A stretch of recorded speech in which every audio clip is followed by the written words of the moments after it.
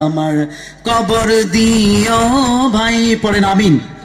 আমাদের কবর মসজিদের পাশে হওয়ার দরকার আছে না নাই? আল্লাহ যেন আমাদের কবুল করে নেয় মসজিদের পাশে, পড়েন আমিন। তাহলে সন্তানকে শিখাতে হবে, বাবা কখনো মন্দিরে যাবা না, মাজারে যাবা না, নামাজ পড়বা, কিন্তু কখনো আল্লাহর সঙ্গে কাউকে শিরিক করা যাবে, কখনো আল্লাহর সঙ্গে কাউকে শিরিক করা যাবে না।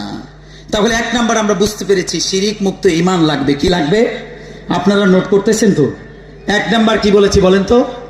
শিরিক মুক্ত ঈমান। এরপরে দুই নাম্বার লোকমান তার ছেলেকে বলেছে, ওয়াসাইনাল ইনসানা বিওয়ালিদাইহি হামালাতহু উম্মুহু ওয়াহানান আলা ওয়াহান। জোরে বলুন আল্লাহু আকবার। লোকমান তার ছেলেকে বলেছে, হে আমার সন্তান, পৃথিবীর যেখানেই থাকো না কেন, কখনো পিতামাতার সঙ্গে খারাপ আচরণ করা যাবে।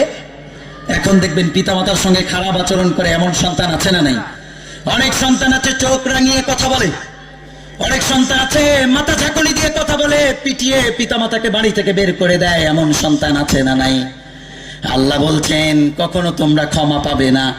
বিশ্বনবী বলছেন, রেজার রাব্বি ফি রাজাল ওয়ালিদি ওয়া সাখাতুর রাব্বি ফি সাখাতিল ওয়ালিদি। আল্লাহ খুশি, পিতামাতা খুশি তো আরশের রব খুশি, পিতামাতা নারাজ তো আরশের রব নারাজ হয়ে যায়। এজন্য পিতামাতাকে খুশি রাখার দরকার আছে না নাই? পিতামাতাকে খুশি রাখতে হবে। মা বাপ যদি নারাজ হয়ে যায়, আরশের মালিক নারাজ হয়ে যায়। এজন্য মা বাপকে খুশি